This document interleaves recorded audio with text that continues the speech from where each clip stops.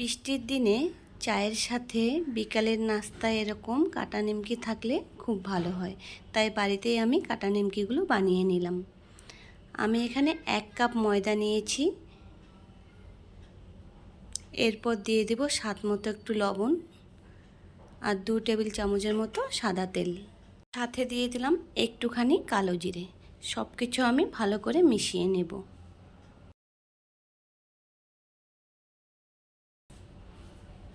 সব কিছু মেশানো হয়ে গেছে। এবার একটু করে জল দিয়ে আমি একটা ডো তৈরি করে নেব।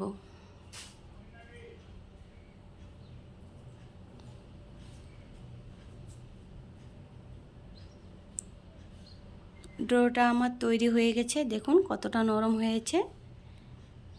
এবার 10 মিনিটের জন্য আমি একটা বাটি দিয়ে ঢাকা দিয়ে দিলাম।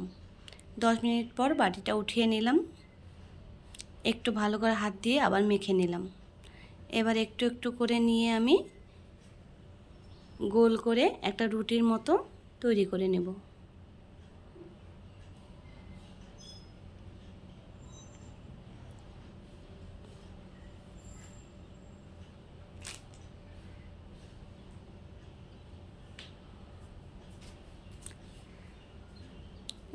রুটিটা আমার বেলা হয়ে গেছে। এবার আমি এইভাবে কেটে নেব। প্রথমে এভাবে লম্বা লম্বা করে কেটে নিলাম, তারপরে একটু সাইড করে এভাবে কেটে নিলাম।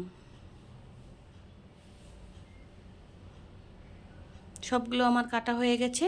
এবার একটা প্লেটের মধ্যে তুলে নেব। বাকিগুলো আমি এইভাবে বানিয়ে নিলাম। সবগুলো আমার বানানো হয়ে গেছে। এবার একটা প্যান বসিয়ে প্যান গরম করে দিয়ে দিলাম তেল।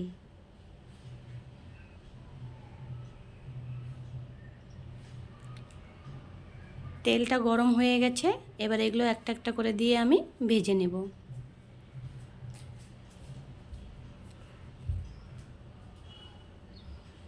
এবার এগুলোকে আমি উল্টে পাল্টে লাল করে ভেজে নেব।